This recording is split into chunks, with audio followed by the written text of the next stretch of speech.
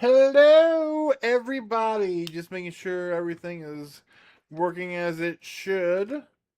Making sure we are live. I don't understand why I even bother with this restream because every time I clear everything out, it immediately changes uh the photo and everything. It doesn't put up what it's supposed to. But it looks like um we are at least live on YouTube. Amber's gonna text in. She's out of town this weekend, but she's going to text in and let us know. Make sure Facebook and Twitch are up and running. It looks like Twitch is because I can see the chat. Facebook is live as well. All right. Very nice. You need to calm down back there, sir. Welcome to our July hangout here at the Movie Club Emporium. We do these live hangouts every single month. We are pushed back a week because of Nick up there in the great Northwest decided to have a little bit of nostalgia for the old southwestern Oklahoma weather, dealing with fires and extreme heat and stuff like that. But we are glad that we're able to finally get together and do this. And again, if you're new here, welcome to the Movie Club Emporium. We did have 2 new members join us, so thank you for that. So we were up to 74, which is awesome. Our goal is to get to 100 by the end of the year. So do us a huge favor. Make sure we like these live streams, like the videos that go up. We have reviews that go up every week. This past Sunday, we started our summer block party with the theme of Beat the Heat. And so we talked about 1989's best of the best. Because this whole month we're talking karate tournament movies. Or at least white guy karate tournament movies of some sort of kumite. It will be taking place. So we started with best of the best. Of course, there's all kinds of new stuff in the theater. For those hot takes, look no further than Nick as he does his post-theater clarities.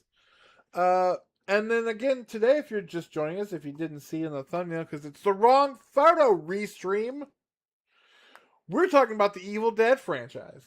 All the film franchise, I should point that out. Maybe someday we'll get into the TV show and the 3 major video games. But right now we're just covering the 6 movies, including the brand new, somewhat, it seems, at least according to the internet, divisive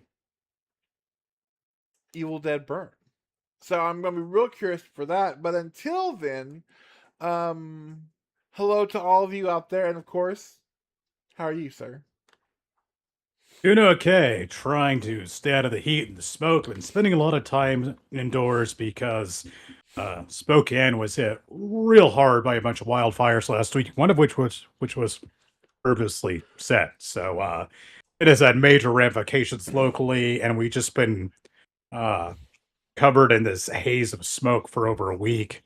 And I started calling summer, especially the latter part of summer, Mordor season here in Spokane because somewhere around us is going to get a wildfire and it's going to blow smoke over the area, giving us that kind of eerie haze. But otherwise, just been working a lot and taking care of things and living life, and of course, watching movies.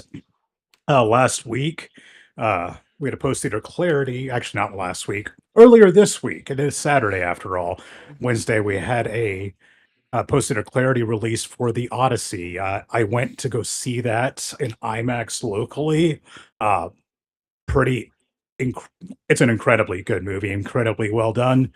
So stop by and get my take on that. And my wife Bree joins me on that review, as she often does. For this next week, I will have a post theater clarity for Spider-Man: Brand New Day, another movie which is absolutely tearing up the box office. And I have thoughts about and apparently some dissenting opinions. So hop over to YouTube later on next week and check that out. But yeah, excited to talk about Evil Dead, a franchise near and dear to our heart, franchise that we go way back with. Back to the beginning in the high school days. Yeah, this is a franchise that honestly it's hard to remember a time before we knew what Evil Dead was. Because I feel like they've been with us Well, forever in some form or fashion. I remember we had that short-lived little video store in a strip mall that went against the almighty 2001 video. When they were going out of business, I went in there and bought all three Evil Dead movies at a pretty good price, and I still have those tapes to this day. And although I have upgraded to my Thorn EMI VHS copy of the Evil Dead in great shape, found at a thrift store. Although there's a downside, I went to go watch that this week, and my tape is stuck at the VCR, and I couldn't watch it on tape, unfortunately. And I'm going to have to dissect my VCR to get my tape out. But oh well, still looks nice on the shelf. But yeah, we go way back with Evil Dead. We watched all three of those movies back to back in high school, and they instantly became a classic among our group, and for good reason. Evil Dead movies are awesome. And I'll spoiler alert right now, I love all six Evil Dead movies. I don't think there's a bad one in the bunch, and I'm looking forward to talking about all of them tonight. Yeah, this is gonna be a lot of fun.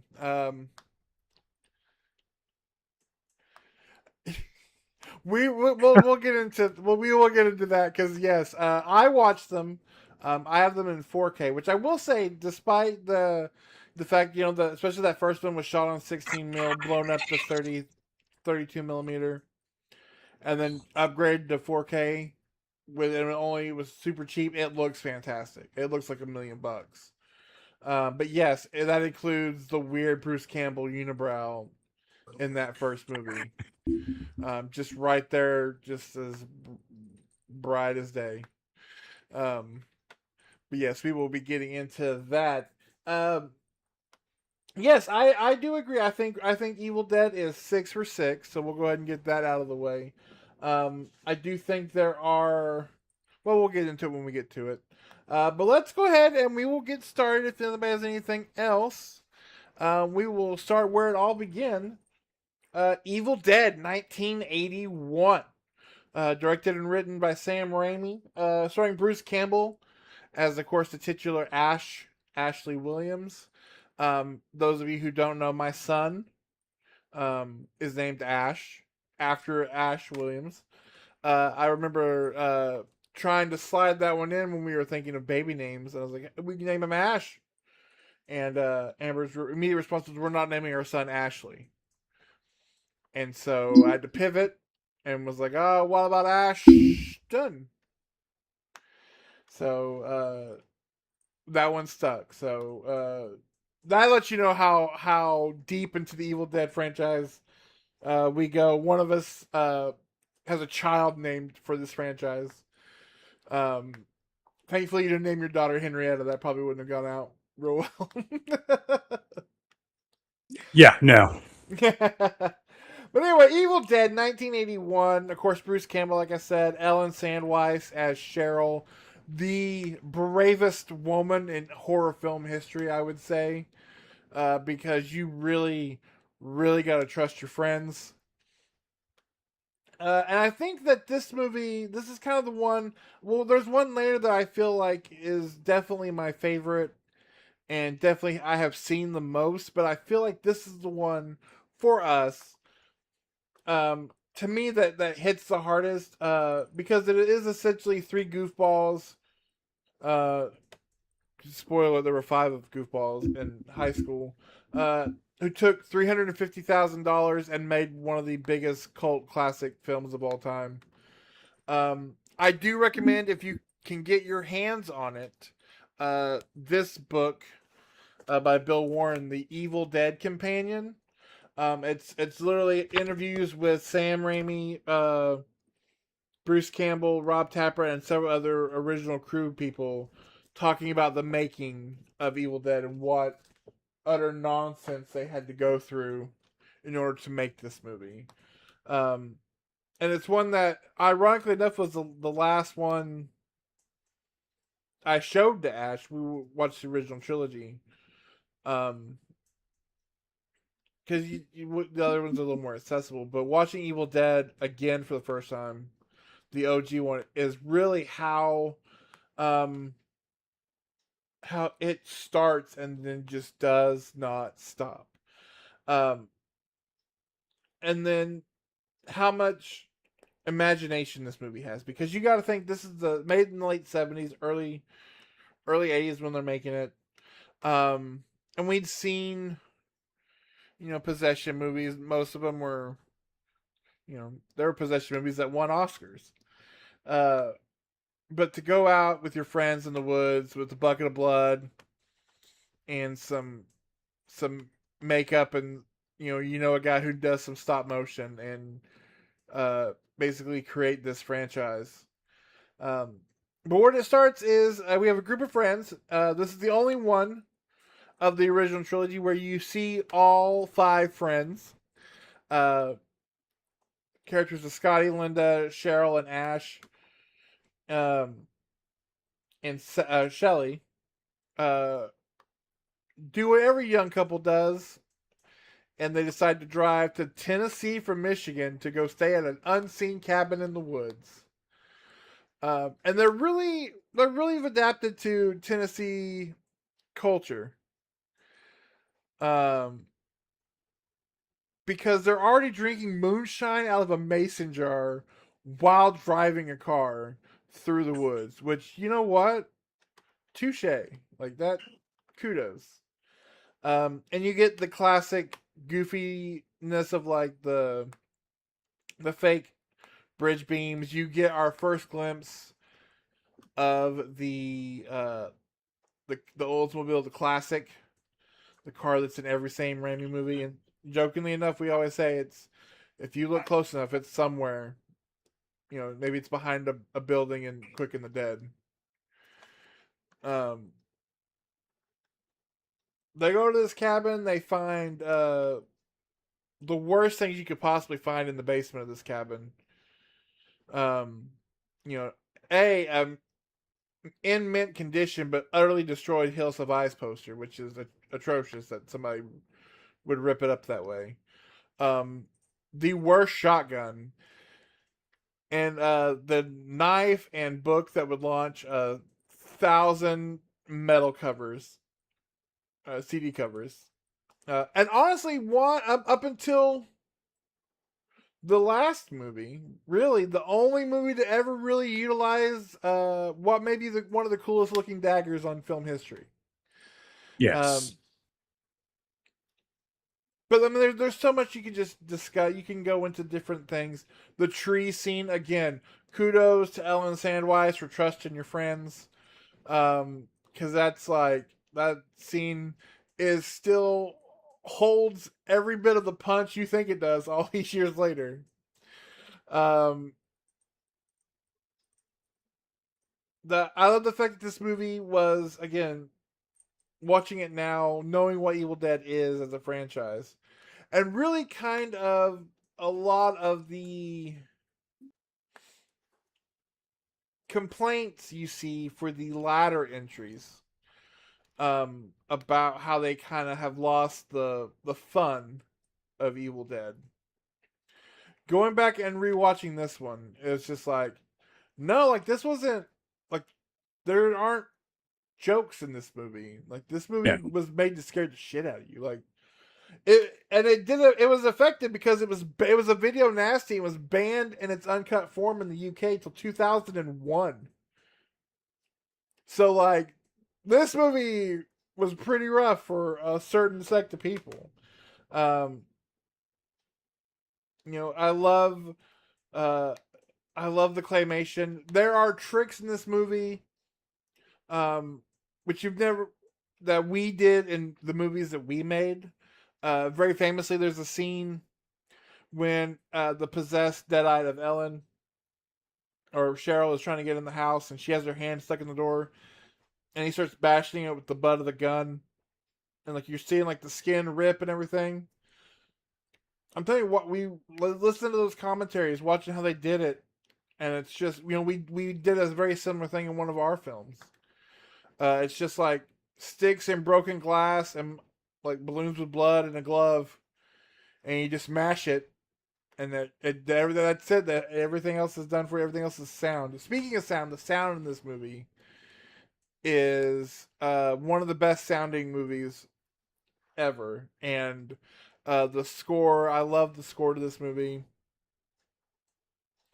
Um, Really, it's a fantastic, just right out of the gate, blowing all the doors off.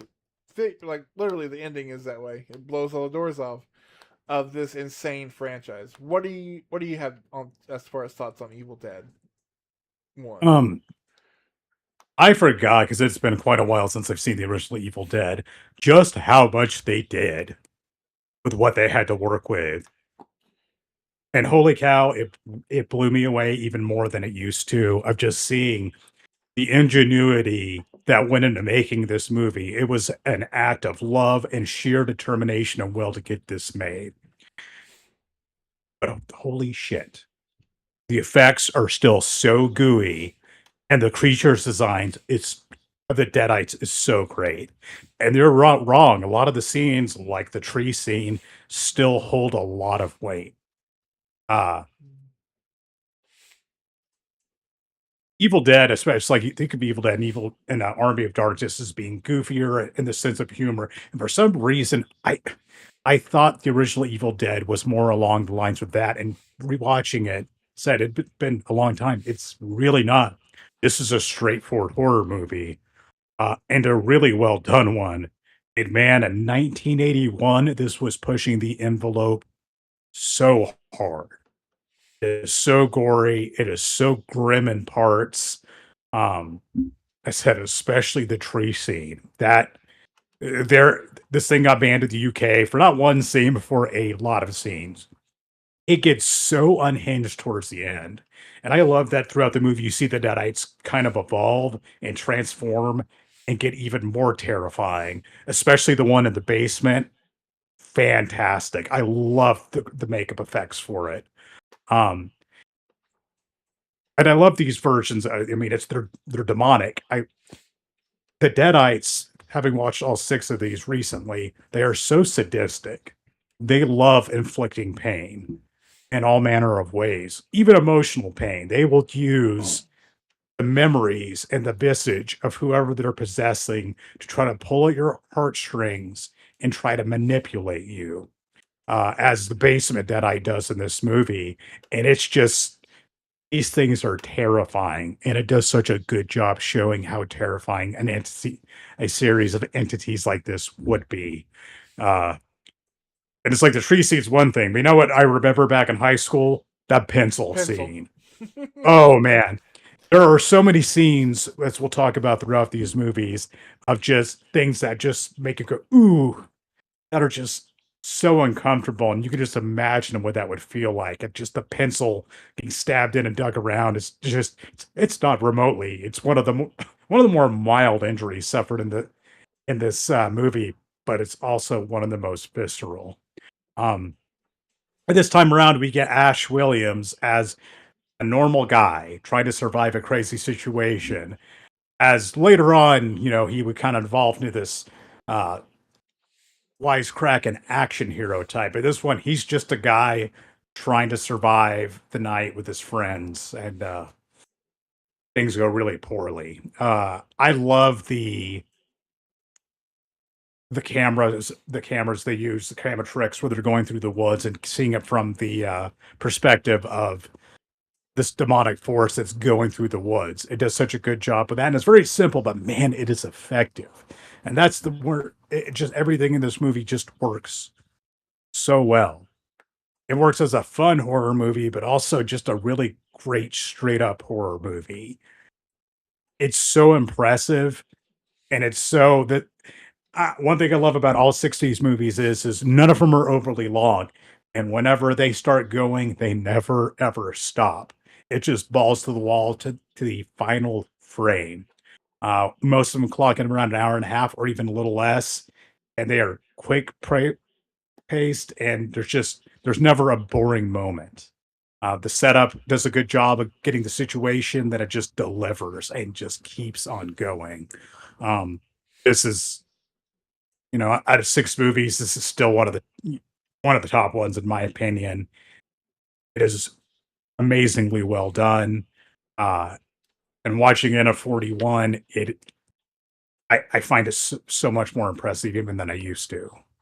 Yeah, it's very easy to see how Sam Raimi just this movie kind of punched his own ticket to the top of as a top name in Hollywood as a film director because what he was able to accomplish visually with nothing. You know, they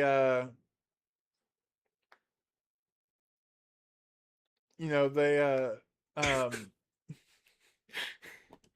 uh like I said, the book they talked about finding this cabin in the woods, and it was a real cabin in the woods, and they had to before they could even do anything, they all had to get together and like shovel like a foot of like cow shit out of the whole cabin because it was just open to the wilderness.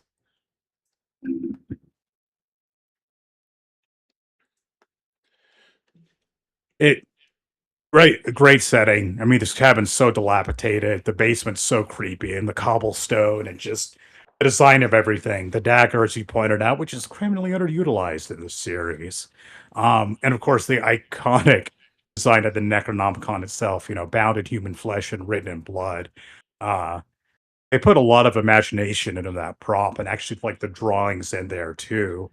Um, which they use that style of drawings throughout the series, and it really adds a lot to these movies and makes it seem like a very just like terrifying book. Although if I found that sucker, I'd be like, I'm not the superstitious type, but I'd be like, yeah, no, I'm leaving that right there.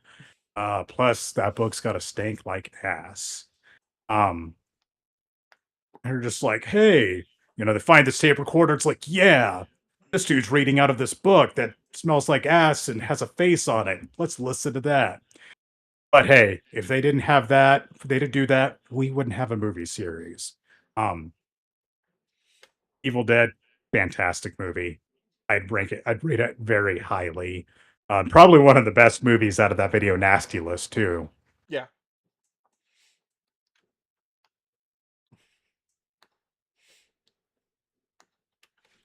It's I just catch up with the chat. And I said it's simple. None of these movies try to reinvent the wheel. All of them know what they were doing and execute so well. And I appreciate that about them. Yeah. And again, the sound is you don't think about it, but like the sound of even when the sound of the trees of them like scraping the tree limbs as they drive to the cabin, the sound of the swing just slamming into the side as they're walking toward it, and then the buzzing of flies as the sound of the trees as they're attacking Cheryl. There's just so much, and then the sound of when he's burying her, and that great shot, that one in a million shot where he throws the dirt into the camera and it covers the entire camera except where his face is, so you get a second shot of him with the dirt. It's just a DIY movie, you know, for years because we grew up in that time of, the Robert Rodriguez's and the Kevin Smiths and the Tarantinos. Um, but really, this was the one that was just like, oh, you can do it. You can do really great stuff for super cheap if you have like the will and the imagination to do it.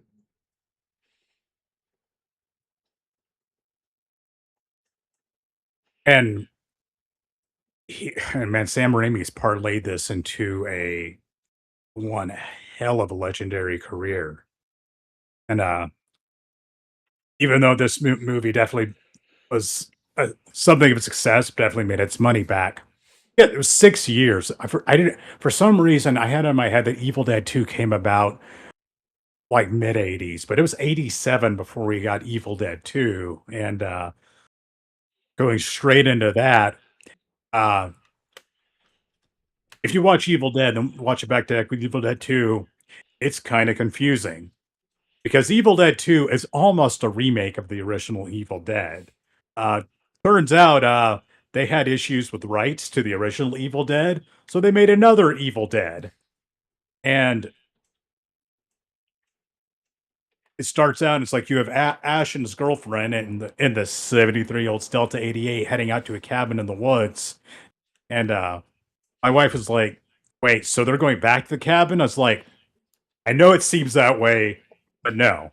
So they kind of retcon it.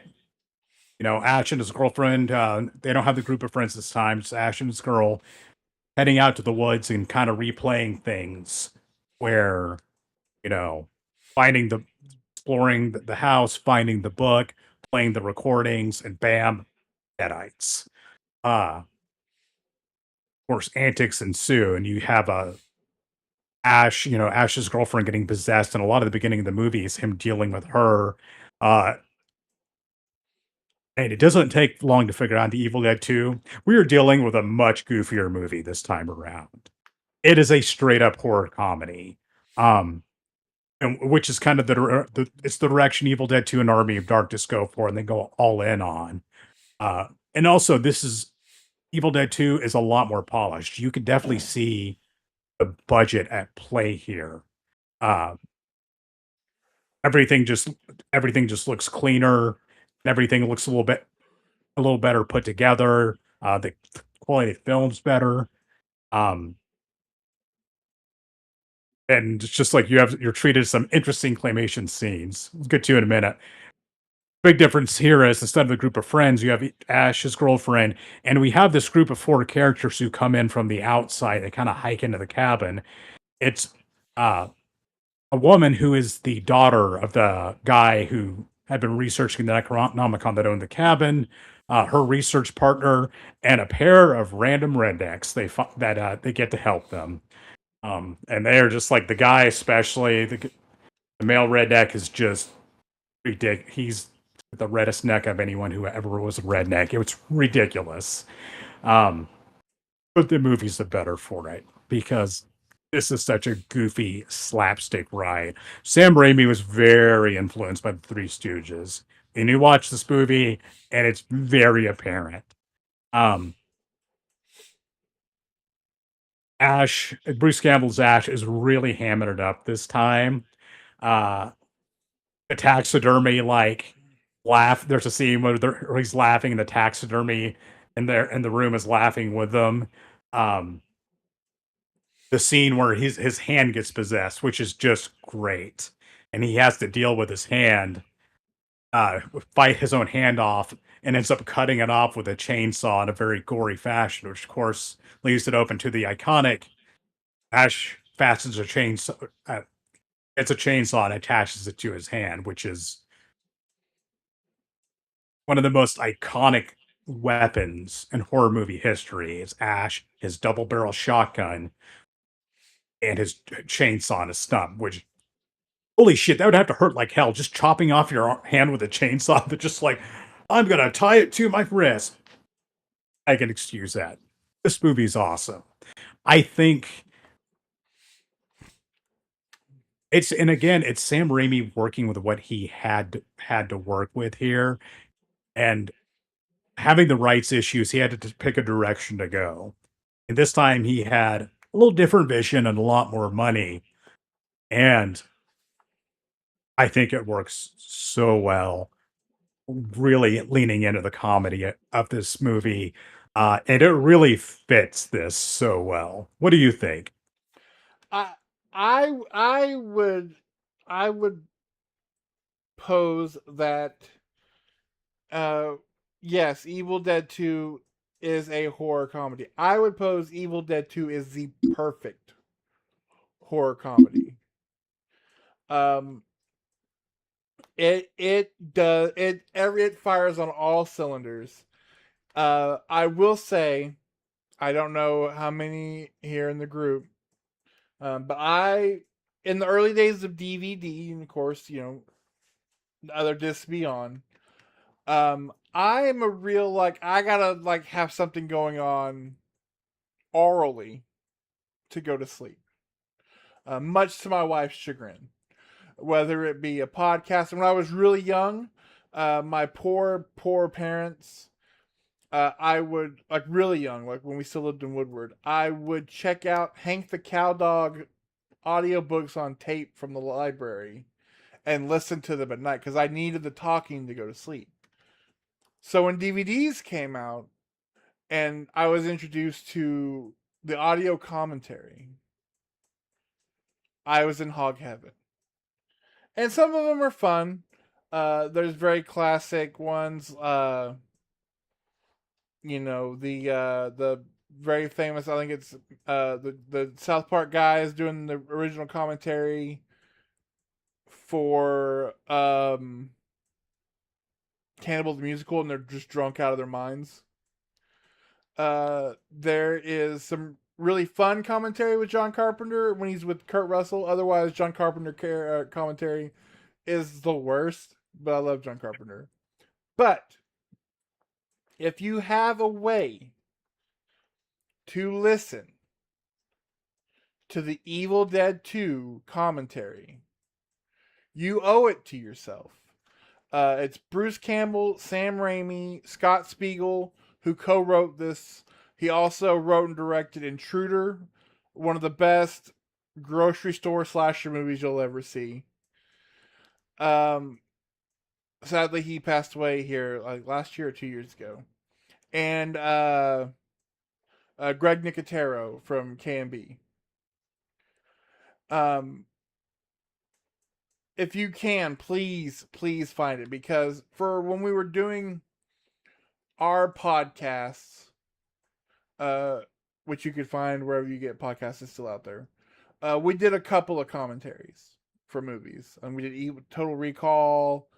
I can't remember what all. We did a few of them. Uh, and my goal was always like if I could get to a one like a tenth of how funny the Evil Dead 2 commentary is, then it will be one of the best commentaries ever. Because the Evil Dead 2 commentary, listen to it, just put it on, watch the movie with that commentary. It is one of the funniest, best times you will have watching that movie other than just watching that movie. You owe it to yourself to check out that commentary. Um, I love Evil Dead 2. It's usually the one, I think the reason it's the one that was the easiest to go back to. It's the one that you can throw on pretty much anytime. Because you do get both you get all the horror, you get great sight gags, you get great jokes, you get Danny Hicks as this reprehensible, overly sweaty hillbilly just screaming. To this day, it's a vocal stim for me. I'll just be doing something and I'll have to just be like Bobby Joe. Like it's Bobby fantastic. Joe. Bruce Campbell. This is the turn for Bruce Campbell. We start to see what he will become and what Ash the character will be known for in this movie. Um, we're not quite there yet, but you do get badass Bruce Campbell in this movie. Um, you get Ted Raimi in that disgusting Henrietta costume. where the behind the scenes stuff where they talk about at the end of the day they would pull the feet off it, just like the sweat would pour out white because it had mixed with all the gold bond powder it took to get him into the suit. Um, it's just a perfect. It's a perfect film, really. I mean, I say perfect horror comedy. It is a perfect film. There is not one moment of that of Evil Dead 2 that is not the best uh version of whatever it is doing. It is still to this day my favorite out of all six of these movies. Um, love all of these movies. Some definitely a lot more than others, but Evil Dead 2 is the one that strikes the balance for me. Out in the cabin in the woods, awesome Bruce Campbell, who's, in my opinion, at the right level of reluctant action hero. Some iconic lines, some iconic sight gags, and a WTF ending that perfectly sets up Army of Darkness. It's great. It is such a fun movie, such fun effects. Again, no wasted time in this movie. No, it's so great. But again, I cannot stress enough. If you've never, I don't care if you don't like commentaries. Do you owe yourself listen to that? It's so funny. One of the greatest commentaries. Speaking of Army of Darkness, so we would take another 5 years off, and then we would get Army of Darkness. Now, while I do agree, Evil Dead 2, if we were to ever get around to ranking these, which why bother? That it's again they're batting 1,000. Evil Dead 2 is I mean I feel like I can safely say within this group here is number one. However, I do believe Army of Darkness I have seen the most times because and we it comes up every so often. Growing up, it was every President's Day. It was every whatever holiday where they were gonna do scary movie marathons on USA because USA had the Universal Vault. It was always Army of Darkness. It was Child's Play 2. It was Tremors. It was was it the Paperboy? Yes, the Paperboy. Um, and then like the Cabin or Buried Alive, the one with Tim Matheson and Jennifer Jason Leigh. Like those are always those movies. And so without even knowing what Army of Darkness was, growing up, I saw chunks and pieces of Army of Darkness so many times. And it's the only one I think that for me personally could rival Evil Dead 2. I love Army of Darkness. Um, again, seen it 1,000 times. I feel like this is the Lawnmower Man for sure. This is the Ash everybody knows. Like from this point on, Bruce Campbell's Ash Williams. This is that character. He is full blown, just a cocky, smarmy, yet charming asshole. With the stuff to back it up. Um, and he's just mouthing this whole movie because at the end of Army of Evil Dead 2, Ash gets sucked back in time to medieval times. He meets King Arthur. He meets a King Arthur. We're not calling he's King Arthur, but we're not calling him like King Arthur. He's not the Uh, King Arthur. yeah, and due to his own arrogance and stupidity, accidentally unleashes the army of the dead, and has to get real creative real fast to fight them. This to me has the most as when I think Evil Dead has all the iconic scenes for me that is like widely thought about. You get you get all the skeletons, of course, and they're great. The practical skeletons walking around. You get evil Ash. You get the little mini Ashes rolling around, stabbing Big Ash with the fork, and that great scene that still looks fantastic, even though it's super goofy. Um, Yes. you get the he somehow is in the Middle Ages able to craft a robotic hand from a knight's glove. Probably Yes. because he's just tired of wearing that chainsaw. You get Sheila, who was a great love interest. You get Sheila. the pit stuff. I mean, just there's just so much of this movie that has such iconic scenes for this franchise. Um, Plus, you have the medieval setting, and so this whole movie looks like it should be painted on the side of some stoner's van, like while Stonehenge from Spinal Tap plays. Like this movie is just that in a nutshell. Um, you get all the great Ash liner one liners are in this movie. Good, bad. I'm the guy with the gun. Uh, uh, shop smart, shop S smart. Boomstick. My personal favorite one is like you're in charge of two things: Jack is shit, Jack left town.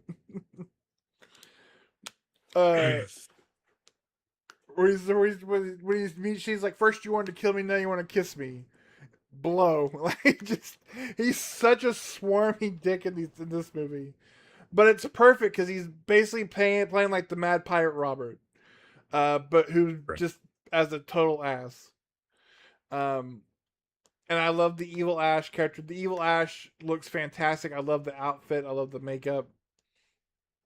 And again, you just got like goofy skeletons running around, blowing up. We're using gunpowder in the Middle Ages. He turns the classic car into a giant whirling Don Quixote esque windmill of doom. Everything about this movie, I absolutely adore. So while I say Evil Dead 2 is bar is universally it's the best if we're ranking them, man, I love Army of Darkness. Evil Dead 1, 2, and Evil Dead 1 and 2 and RB Darkness, they all three feel really different from each other. They are all very distinctly different movies and their feel and approach. Because, Evil Dead 2 straight up horror comedy. This one just takes place on a much bigger scale with much more at stake, of course, and a lot more characters. And it's kind of more like an action horror comedy. Uh, and it's like same thing. It's like Ash feels like a very different character in all three movies. Watching them so close together, it is very pronounced. Um, this movie's fun. It is not a serious movie in the slightest, and we get so many quotable lines. Most of what Bruce Campbell says in this movie is something eminently quotable. Uh, I love the part where the holy man's like, here's it is, clatu brata nectu, say it again. He's like, I got it, I got it, I got your damn words. And of course, gets to the graveyard, and he in fact does not have the words memorized. Um, this the ever popular trope of the man out of time. Of course, he's got a various things with him, like a chemistry textbook he happens to have in his trunk, and guns, and a gun, and gunpowder, and his chainsaw, and all of this. And I love the wild steampunk contraption he makes out of the Olds Delta 88. It's the final battle scene is great. It's just turns into this kind of crazy swashbuckling adventure. But even though I really enjoy this, to me, this would rank a lot lower on the list. Uh, I think it's like it is the one that departs from the formula of all the Evil Dead movies the most out of the rest of them are a very confined setting while people battle deadites. And this one is not that at all. And it feels really different. Um and Ash goes from an everyman and everyman with some kind of badass tendency to a full blown crazy over the top action hero. And it's a lot of fun. But I guess I just kind of prefer the others more in their approach. Uh, still doesn't change the fact that Ari Darkness is iconic. It's a classic. It is the movie out of all of these that everyone knows the best. When people think of Ash Williams, they think of Army of Darkness. Uh, and that ending, fantastic. So, with that in mind, what do you think about the other ending? The all as far as this being, at the time considered to kind of be the end of the trilogy, the theatrical ending is perfect. But much like the insane dark ending to Little Shop of Horrors, I kind of love the OG ending, the apocalypse ending, because it's just so it's just an ending that's just like, what in the world? Like, it makes sense because it's his character of, because once again his hubris is the downfall. Um, like going back to the scene where he's at the books and he's like, he's gonna pull a fast one on like Destiny or whatever. He's like, oh. I do love the darker ending. Had The only problem with it is there's no way we could have carried it. We couldn't have done anything afterward. At least with the ending of the theatrical ending, you do run into, the comic books, and the games come back off of that. It allows everything to kind of tie in together. The TV show, but there's just part of me that just loves if they what could have been if they would have stuck to that original ending, and then what would a fourth movie have looked like? It could have gone. It could have gone in some interesting directions. And just so you know, in the alternate ending, Ash, they get him back to the future. He takes this potion, and so he gets back to his own time, and he basically sleeps for centuries. Uh, Only he does it a little wrong and ends up sleeping too long and wakes up in a crazy post-apocalyptic future where everything's wacky and zany and the sky's weird colors, and he's just like, Britt Van Winkle, long hair, and he's just like, oh no, and it's just like this. He does not catch a break at the very end. I do like that ending. I prefer the actual ending mainly because that scene in S Smart is amazing. And his last line, "Hail to the King, baby," perfect. And we get one last cool action sequence in S Smart, and with Ash still wearing his steampunk medieval gauntlet. Um, yeah, just two very different endings to it. So I was curious what your take was, but Our Darkness is a fun one. It is a blast. It's definitely the one. If you had to show one to somebody, it's an easy, very palatable one to show to people. Um, it's so fun. It's so goofy. Although Brie watched all these with me, my wife, except for she didn't make it to theater to see Evil Dead Burn. And she really surprisingly did not care for Army of Darkness. She preferred the others drastically more. Uh, so not I for can see everybody, I that. guess. I can see that because this one, and I'm trying. This one definitely feels like, and I mean it in the best way, and not to disparage anybody. This one feels like a real boys movie. It No, is, yeah. it's like a kid, and again, this is why this one was on TV all the time, because this is just like, hey, little boy, are you at home playing with your wrestling action figures in front of the TV? Well, fucking feast your eyes on this. Like, that's how this movie feels, and so I could definitely see being like some people not being into that for sure. Yeah. I and honestly, I do love all these movies. I might rank this one as dead last, and that's like saying, what is my least what is my favorite food, ranking I like the least. Still love it, but the other ones just do it for me a bit more. Uh Still just so many cool scenes of this movie. And again, this movie it's like less than an hour and a half long, great pace. It's a fun time. And we had wait it was a long time before we got another Evil Dead movie. It was what, 20 20 years? years. 21 years. Oh, sorry. I jumped out. There we go.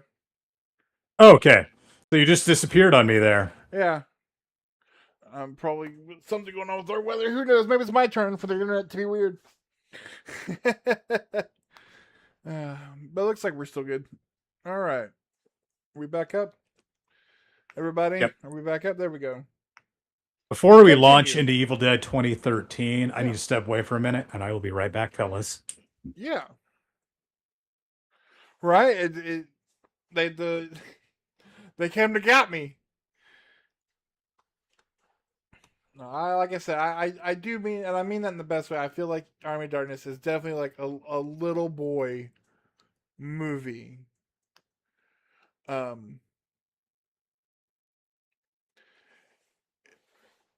See, I agree with you. Like with Violent Night too. I remember the trailer started. I was like, "Oh, we're doing a second one." And then about 2/3 of the way through that trailer, I was like, "Oh, we are doing like the Evil Dead 2 Army of Darkness route with this like Santa, like ultra violent Santa vigilante movie." Okay, I am totally in. Um, and I'm not even that big a fan of Kristen Bell, but that looks a lot of fun. I'll tell you another one while he's gone. I watched the trailer for, and I originally had no. Hearing what it was, I had no interest in watching it.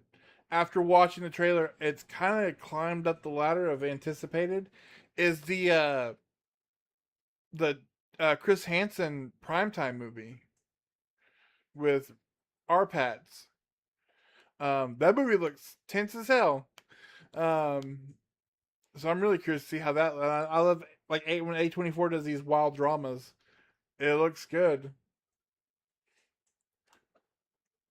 I do kind of want to ask Nick though that if you are making Bree watch all these movies with you, that it's only fair that you take her with you and you have to review Wicker.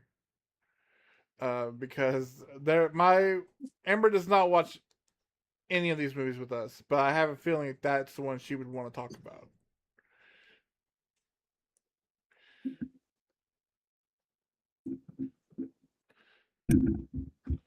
What are your thoughts, Nick? On are you excited for Wicker? Wicker. Oh, have What? you? Oh, please, you if you're gonna make Bree watch all these terrible, I mean these are great, but I've watched some terrible movies this year. You owe it to take her to watch uh the Wicker movie. Oh, nope, not familiar with it. That sounds like something my wife would enjoy, so I'll probably go see it. Don't watch the trailer. Go into it blind. Do that for me, please. You got it. Oh, Twitch just froze and my face was awesomely contorted. Um, well, if you all are ready, after I step away to ice up my swamp cooler because it is burning hot in this room. So, about 20 years later, we got Evil Dead 2013. Now, depending on who you ask, this is a spin off that takes place in the same universe or a remake, or some people call it a requel. I think it can work either way, as maybe it takes place in the same universe. It's just a different cabin and a different book. But I think you and I generally have considered it a remake. I know it definitely made an appearance on our best horror remakes ever when we did that episode a while back. I don't think it particularly matters.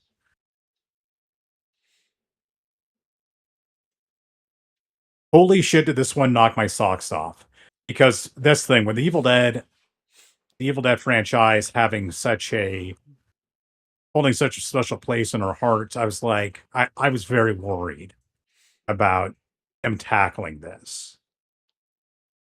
Ah, I didn't go see it in the theaters. Actually, I saw it a little while. Saw it at home after it released, and I was blown away by just how terrifying they made this movie and how much of a grim, gritty horror movie it is, and how it pulls absolutely no punches.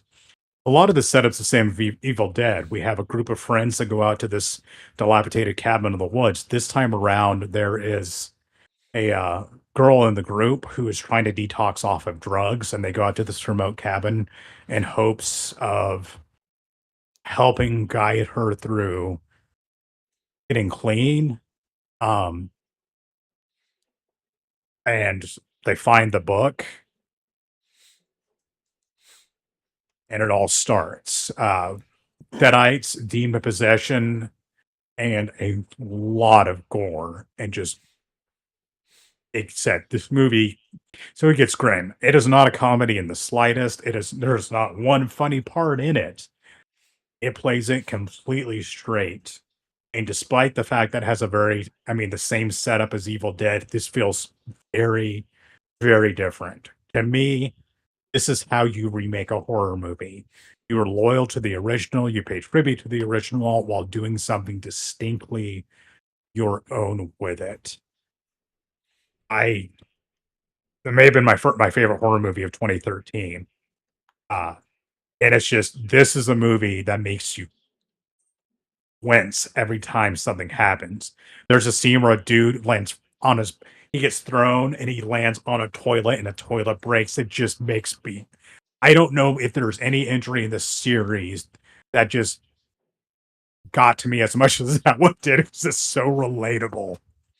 Uh the Deadites are just nasty and terrifying in this movie. But what did you think? So, like you, I did not see this in the theater. I remember hearing about it, that they were going to remake Evil Dead. And while there had been some high spots for remakes in the early aughts, around that time there wasn't a lot of optimism about what this could be.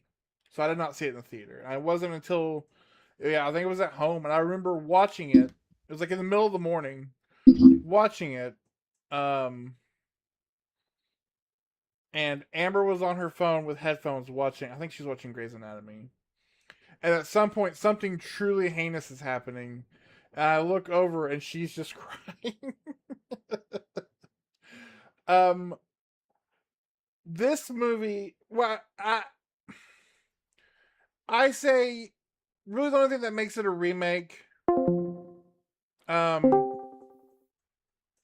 outside of anything, is two things. Otherwise, it's its own story. I mean, we call it a remake, sure, um, because that's what everything was being remade then. But the only thing that makes this kind of a remake is that weird after credit scene.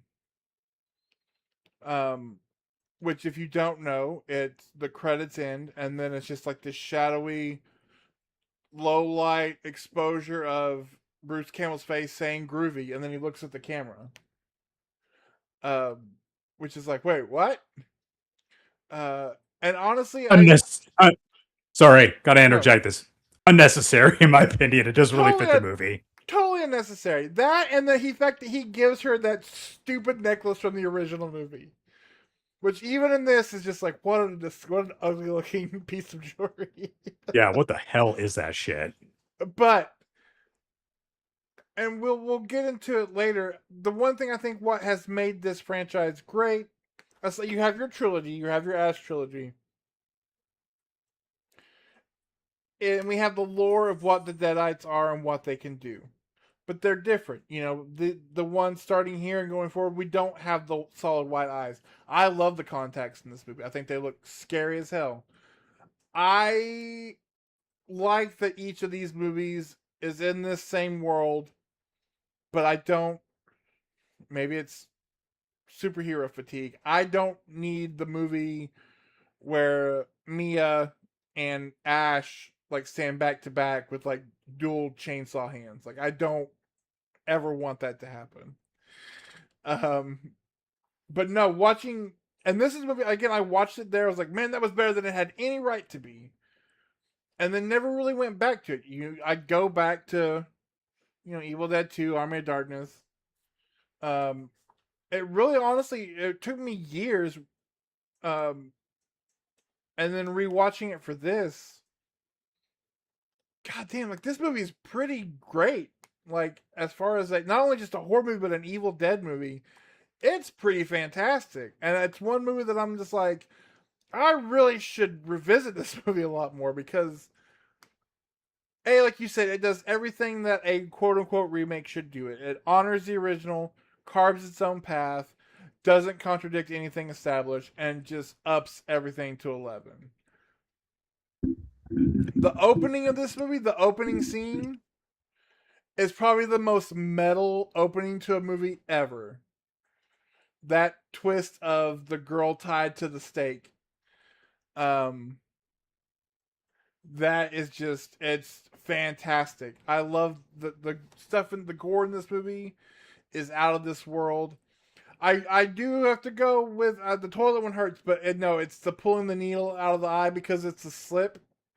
Like when you're trying to pull a sticker out of your foot and you can't quite get all of it. When he pulls that needle out of right below his eye, then it kind of goes back in. Oh, no, sir.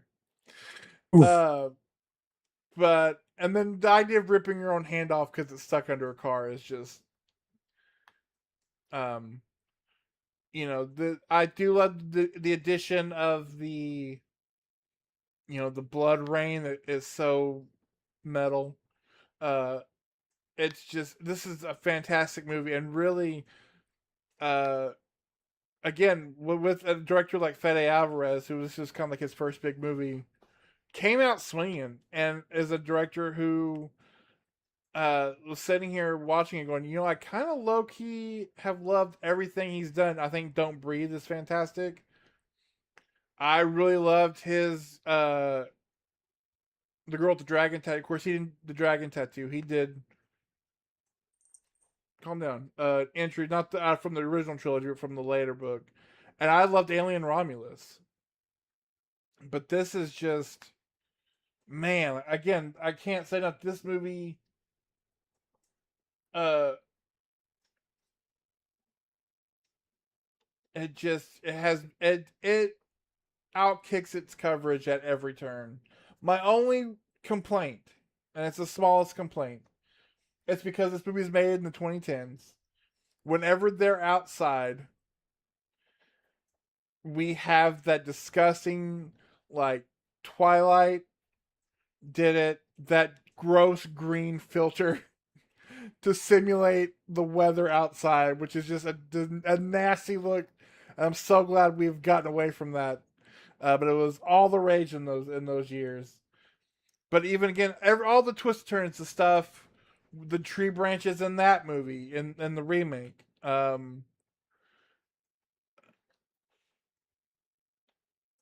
Oh, I the scalding shower scene, yes. uh, the electric knife scene. There's so many just brutal scenes. Arguing in the comments.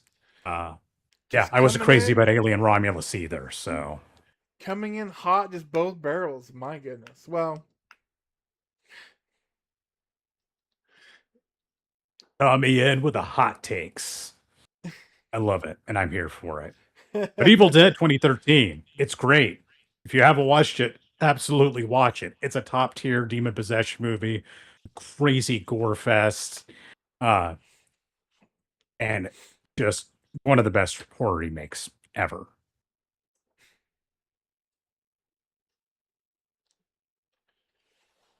so you would think to capitalize on the major success, I feel like the movie was a major success.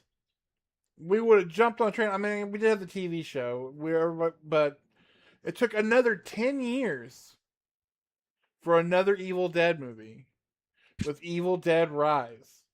This one written and directed by Lee Cronin. Um, and it's Evil Dead in an apartment complex.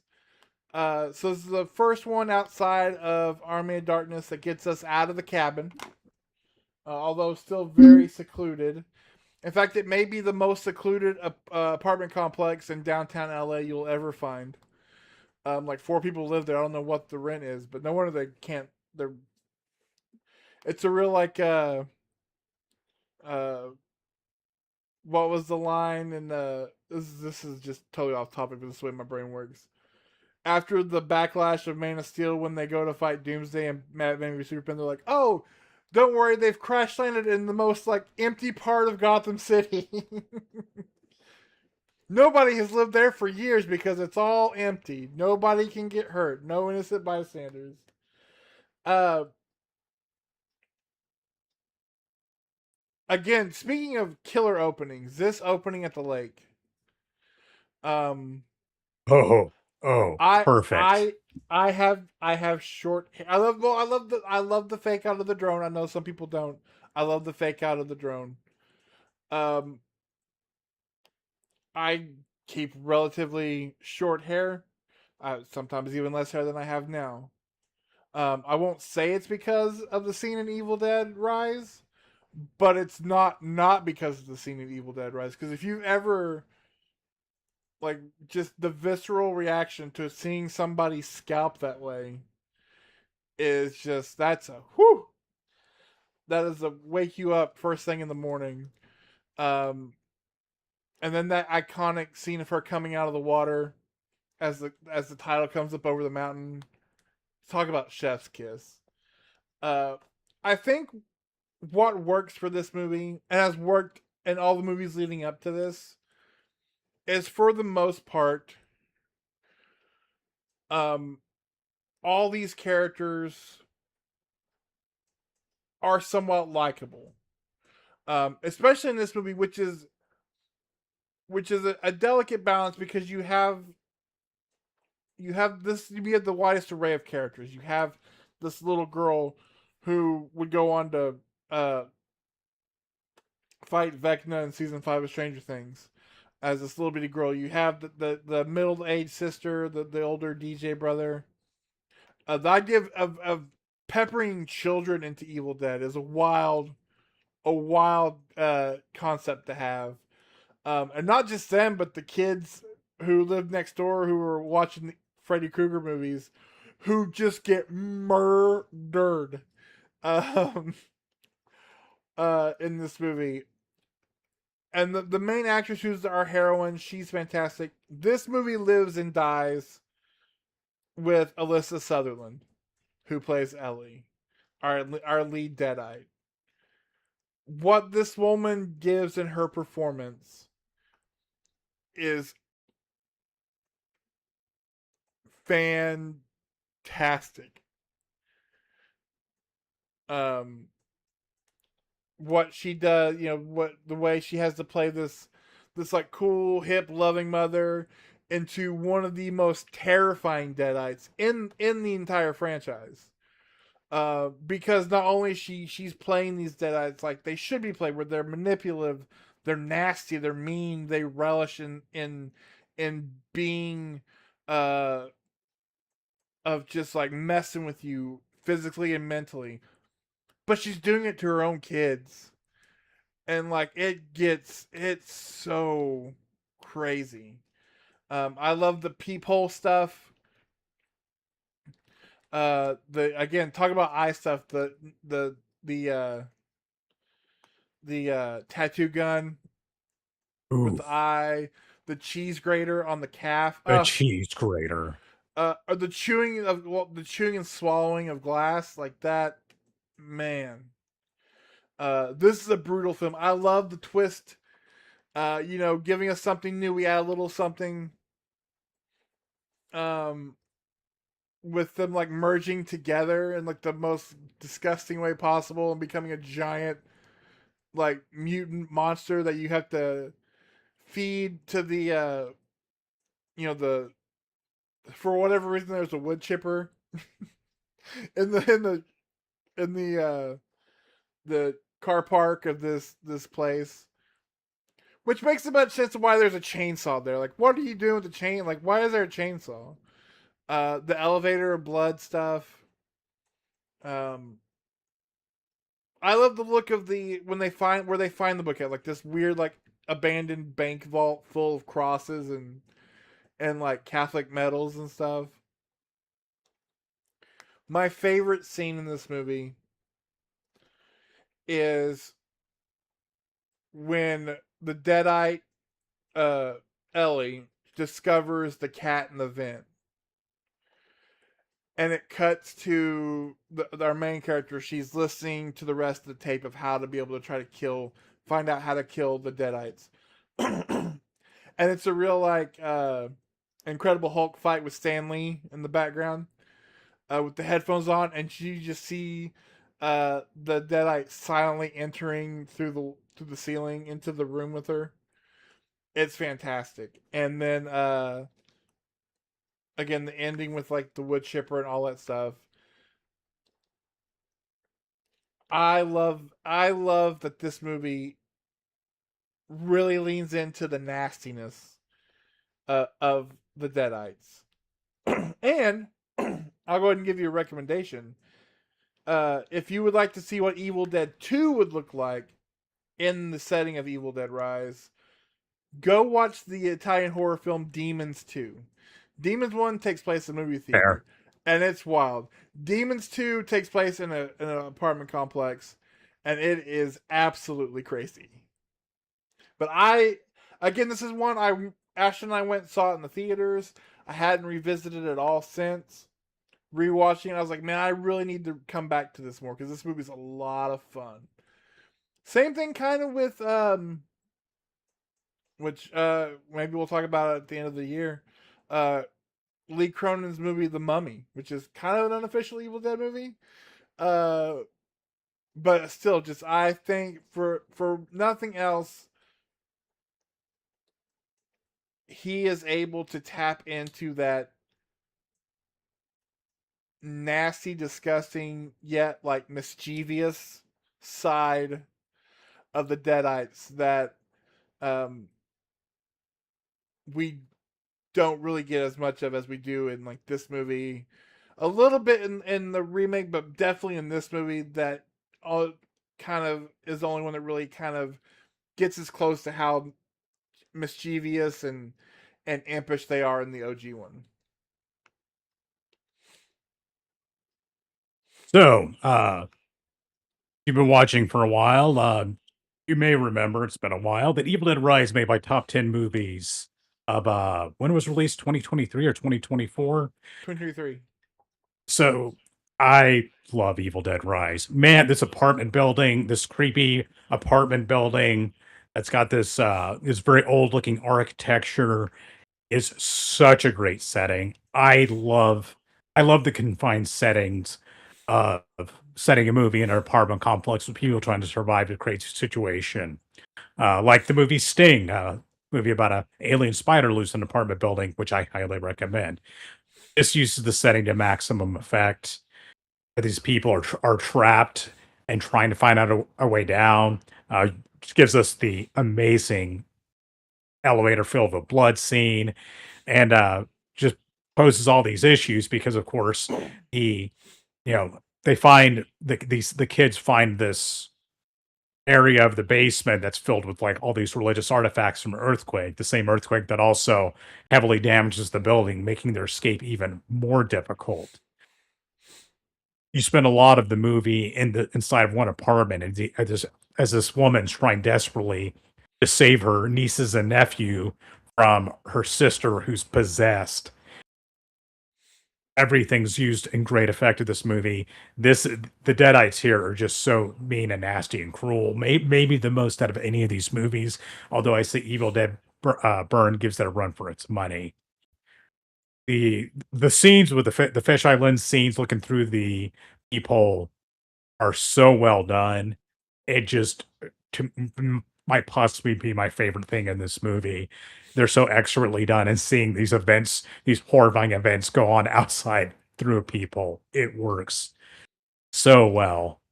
And the subplot of the main hero being pregnant and her dealing with that, her trying to save the children, and that being used against her by the Deadites as they like berate her and humiliate her. Just great.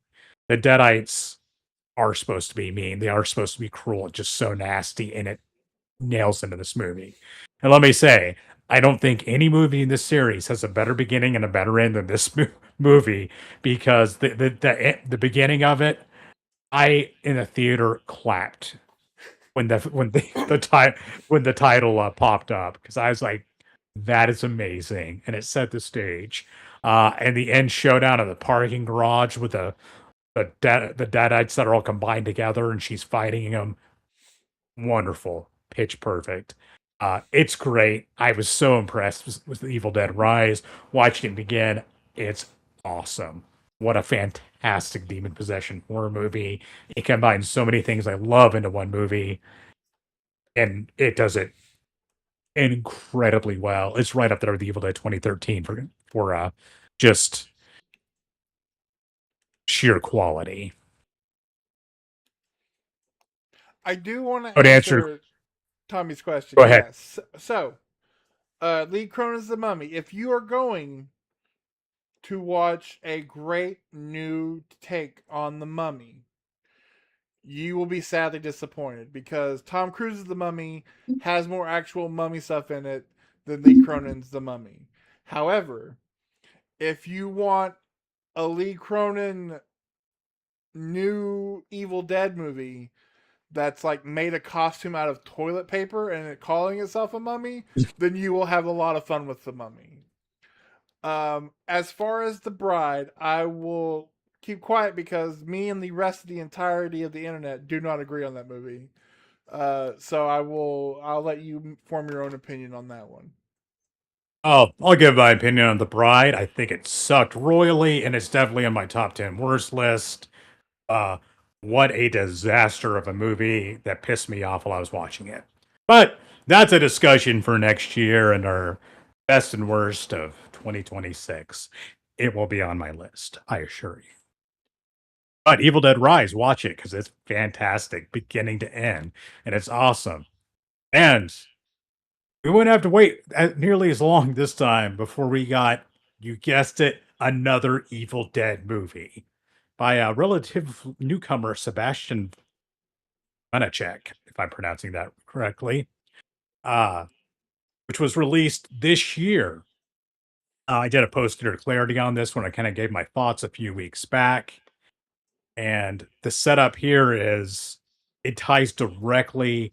It, I, every other movie you could really watch and it worked really well standalone. This one ties in more directly with Evil Dead Rise, the events of the beginning and end of Evil Dead Rise.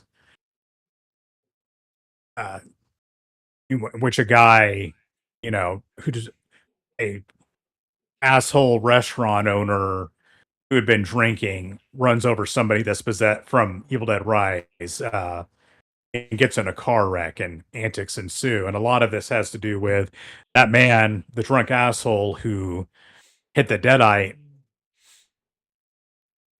These people, his wife, who he in an abusive relationship with, and his family and friends show up for his funeral, and then they go out to this kind of house in the woods.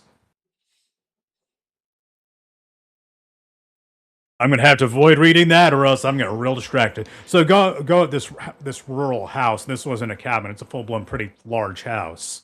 Um, where they find out that the patriarch of the group had been really into the now dead patriarch of this family had been really into demon possession and researching the Necronomicon and has all these artifacts in the attic.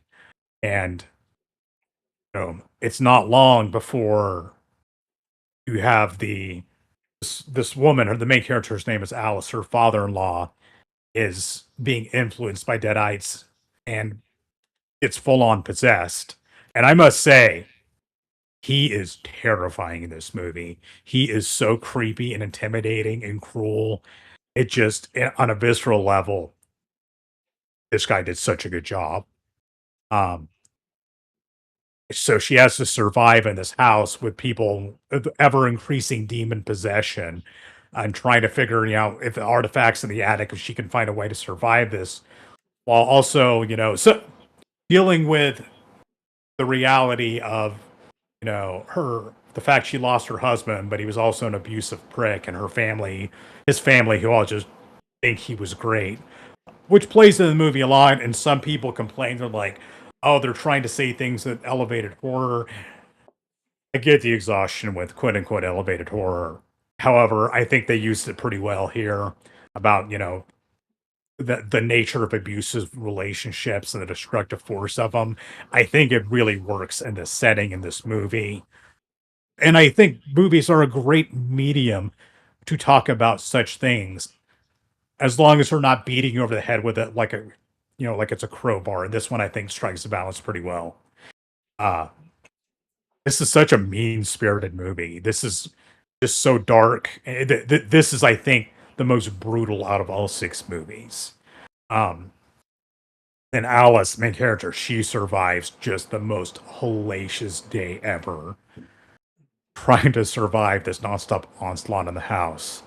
And of course, we got a bunch more moments like in Evil Dead Rise and like all the Evil Dead movies, but especially the more recent ones, of scenes that just make you cringe and wince, especially the dishwasher scene.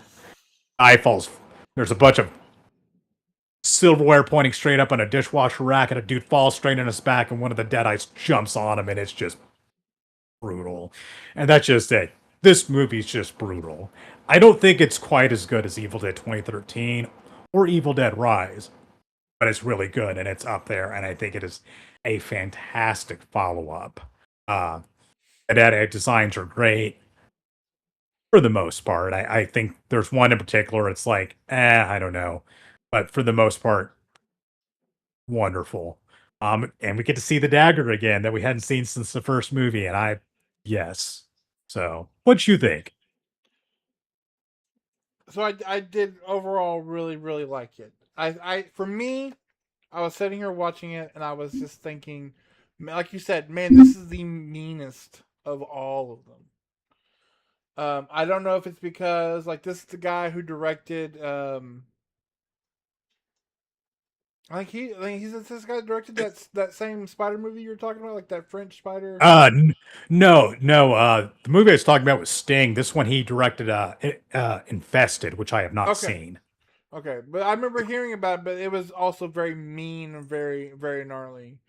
Um, which makes sense. I mean, the French movies that came out when we were younger were always that way too. But for me, again, it's just like what pick your favorite six things. What's the least of them? For me, it's this one. It comes back to I understand why we do it, but for me, again, like I said earlier, what makes those Evil Dead movies work so well, um, is that because you do care about the fate of the characters. This movie, I was just waiting for them to go away. They are very, and on purposely, I get it, very unlikable. They are all giant pieces of shit to this poor girl. Um, but when then we introduce her just like screaming and yelling, so it's just a bunch of characters. But I'm just like, her. Let's get this Deadite show on the road because I'm ready for them to not have all their parts and just shut up. um, again, like yeah, the standout, of course, is massive head wound Harry himself, the dad. Although he loses points for the dog, you lose points for the dog because they feel that's the other thing too. The way they give him, like he's so long before he finally quote unquote turns, where he's just so nasty, and then when that turn does happen, it's just so crazy. Um, yeah, the stuff, the dishwasher wreck for sure. The scene in the car, the headrest. Oh man. Oh Um. man. Oh. Oh. And that was the moment Oh, watching the movie is like, okay, I mean, I'm cheering. I hope the one character makes it out because she's had to put up with these assholes at like the yes, she worst family deserves to dinner make it. ever. But I'm like, well, this other brother, he's kind of a chicken shit, but he's okay. And then he like leaves his wife and runs away, and I was like, I hope you die worst of all. Yep. Um, um, again, the other thing too is like what I do like the little bits of pieces of lore. Again, we're building this world out without having to be like, you remember? The idea that there's this family who's been trying to, just in passing the and rise, where they're like, oh yeah, three priests took the book and tried to figure it out. Um, and then this movie kind of expounds on that. We do get the Cardarian dagger back. I do hate that it's a like a false flag, and it turns out to be that little knife. They're like, this is the cup of a carpenter type situation. Yes, Uh, yeah. but yeah, like I said, I do like it, and I think it's a great Evil Dead movie. It's just for me, this would be the one I would probably go back to the least because it is it it it's just the characters are unlikable on purpose. I mean, it's not like they're badly written; they're written to be this way. But it's not one that you can go have like Evil Dead 13. Trying to keep the trilogy out of it. Evil Dead 13, um, Evil Dead Rise. Those are movies that, even though they are more brutal, they do have just a hint of like evil whimsy to them, just a little bit. Um, and this one is so mean that it's definitely a real like you gotta I gotta get in the right headspace to watch this movie again. It it's a downer due to the heavy things it deals with.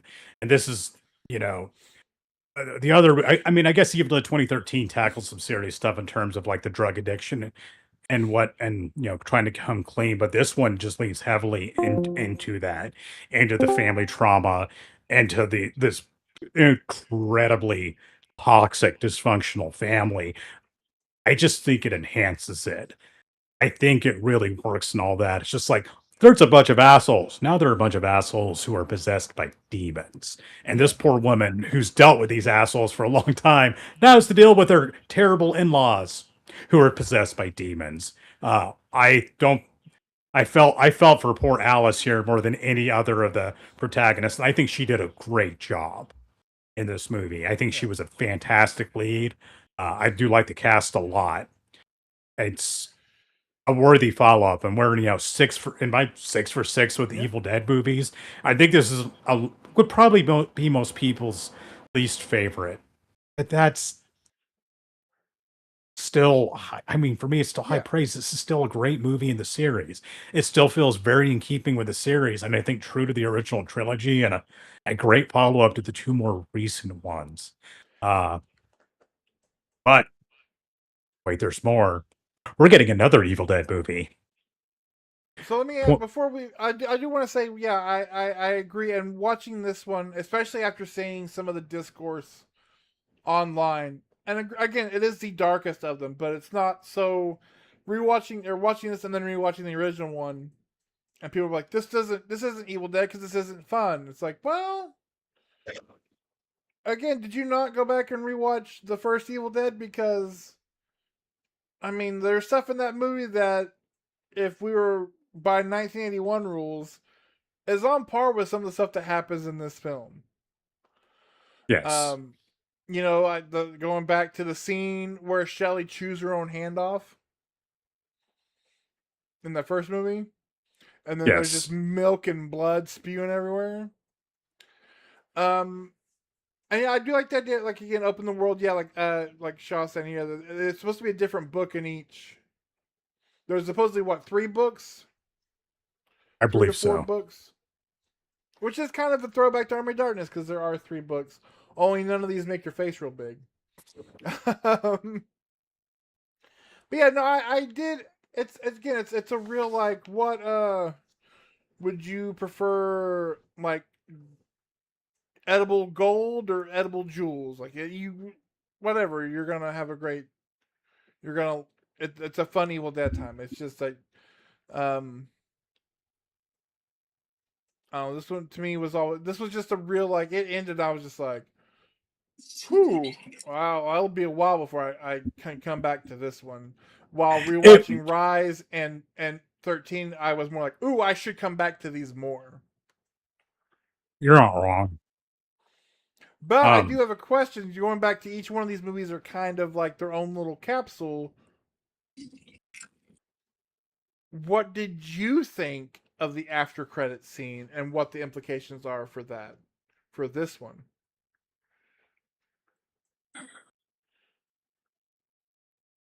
either sorry, just refreshing my memory on it.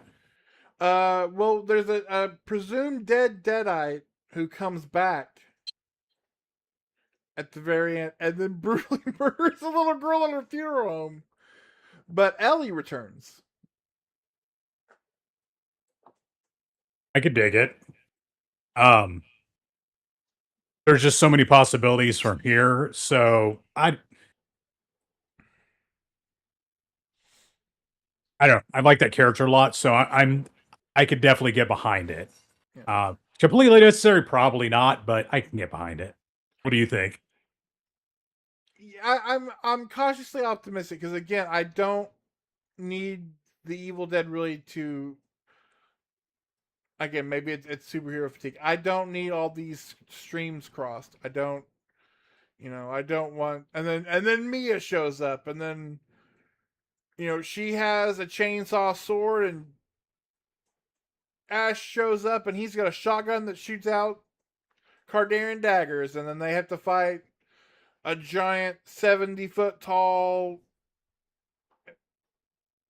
Deadite who's made up of all the Deadites from the movies put together. Like I don't want that, but it was an interesting like, oh wait, what? I Especially because Wrath, I think, is supposed to be a period piece. Is it supposed to like take place in like the 70s? It's 1973, so in 2028 we're getting Evil Dead Wrath set in 73. I love things set in the era and set the 70s. I don't know what it is about that decade. I just think it makes for some great retro settings, 100%. in terms of visuals, stylings, costumes, cars. Um, I don't know any particulars about what's going to happen in Evil Dead Wrath, but I'm here for it. I, uh, I, how can my hopes not be that high based off the fact that we have a horror franchise that has now spread across 45 years with 6 movies and all of them have been quality. And now you're setting a one in 1973. I am all on board and I am pumped. You better believe I will be there at the theater when it comes out. Yeah. And I guess and all of this too to bring the room down momentarily is of course hopefully from us a wish for a speedy recovery for Bruce Campbell um, for his current health situation and Yes. because we still need more Ash in my life, um, even if it's not in films and stuff. But again, like you said, this is a franchise 40 plus years um, in a genre known for its franchises and the roller coaster of quality those franchises are. To be batting 1,000 at a time like this is unheard of. It's Um, incredible. yeah, and I it's it's just and I know we had discussed incorporating the Ash versus the Evil Dead series into this episode. And we've determined that it's like probably a bit much for an episode, but we're considering down the line covering Ash versus the Evil Dead as well as all 3 of the video games. The at least major video games that's released, which will be a little bit of a departure for us, but it'll also be a fun project going over that. Especially it's like I played the game on PS2 Evil Dead Fistful of Boomstick so much. Uh, 100%. I once yelled at Jason over that game, and yes,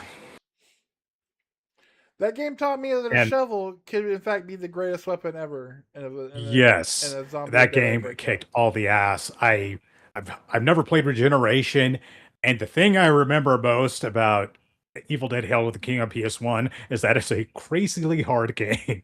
God, So yes.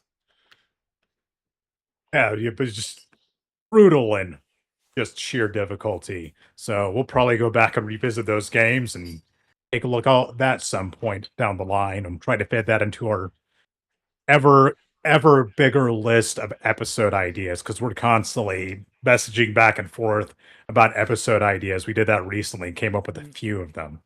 Um, And all is not lost because I'll go ahead and we'll go ahead and talk about it right now. For our August live, we're not covering any actual movies, so it's gonna be more discussion based. But we can still talk about Ash Williams because we are going to be talking about what if movies that were you read about, they were coming out and then never happened. So it'd be a good time to segue, and we'll be able to talk about Ash or Freddy versus Jason versus Ash. there is so many possibilities. And there, we talked about this last time I was down. We're coming up with our schedule for 2026. This is a deep well of some really interesting stuff. There's a lot we're going to cover. It'll be fun. We're a lot of times we'll just pick up, theme movies and review it. At this time, we're going to get into it and what could have been because some of these I know we're going to discuss is just the potential of these was absolutely incredible. Yeah, it'll definitely be a heavy chat live. So if you bring the ones you want to talk about because there are plenty to go around. For all the great movies that have been made, there's been so many more that were queued up and just, didn't never what came to be. For example, there's supposed to be a Spider-Man movie back in the mid 80s. Mhm. It was going to happen. It was actively in development by Canon Pictures. Fortunately, it didn't come to be. So we'll discuss that one and a lot more for our August live. Oh yeah, it's gonna be because there's like you said, there's very famous ones, of course, the Nick Cage Superman, but there's also little ones like the recent there was a documentary about George Romero. He was going to make Resident Evil. Um, we touched on it briefly when we did our Stand episode. George Romero was going to do the Stand. Hell, we could honestly do a whole like 4 hours on every movie that Guillermo del Toro was supposed to make at one point. Um, because a huge part of I know our young internet lives was upcominghorrormovies.com, which now in retrospect was just a website of nothing but lies. Um, so many lies about all these great horror movies that never came to be. Yep. Twilight of the Dead, still waiting for it, upcoming horror movies. Yeah. Where's that sweet, awesome American Werewolf in London remake we're getting? Or the Dwayne the Rock Johnson remake of Escape from New York. On second thought, but anyway, I do want to go back real quick because I'm so happy he's here to join us, and he had a question earlier, and we it was right as you came back, so we missed it. Yes, Shaw. I can tell you right now with the most sincerity that Werewolf is my most anticipated movie for the remainder of this year. I'm super excited for Dune 3. I don't want to upset anybody, please. No, I love Dune 3 and I can't wait for it. But I am super excited to see what Robert Eggers does with the Werewolf movie. Godzilla Minus Zero is my most anticipated movie. No regrets. Although Werewolf looks awesome, and I'm really looking forward to it. Nosferatu kicked ass. Yeah. Speaking of kicking ass, this train rolls ever onward because while we've kind of wrapped up July, again, we've told you what we're going to be doing in August. But not only that, we have videos that go up every single week. Nick's got one coming up covering the brand new Spider-Man movie. And we are entering our second week of our summer block party. This year's theme is Beat the Heat. And so we're talking about fighting tournament movies. And up this week, that'll go up live. Well, not live, but up tomorrow afternoon at 4 o'clock Central Time. 1989's Kickboxer. It's the middle film in the I'm Really? Jean Claude Van Damme, and I made the same movie 3 times in a row film. He So absolutely did. we're bypassing Bloodsport because we can all agree Bloodsport's the best. We're also bypassing Lionheart, and we're just gonna stick with Kickboxer. So if you want to talk about a coked out of his mind Jean Claude Van Damme creating the greatest dancing meme of all time, and the setup for what is my favorite joke, one of my favorite jokes in Hot Shots Part 2, then you're going to want to come around tomorrow when we talk about Kickboxer from 1989. And then the week after, I'll go ahead and give you guys a little bit of a spoiler since you guys have been so great in the chat, except when you're all fighting and yelling at each other. Don't do that. That's not nice.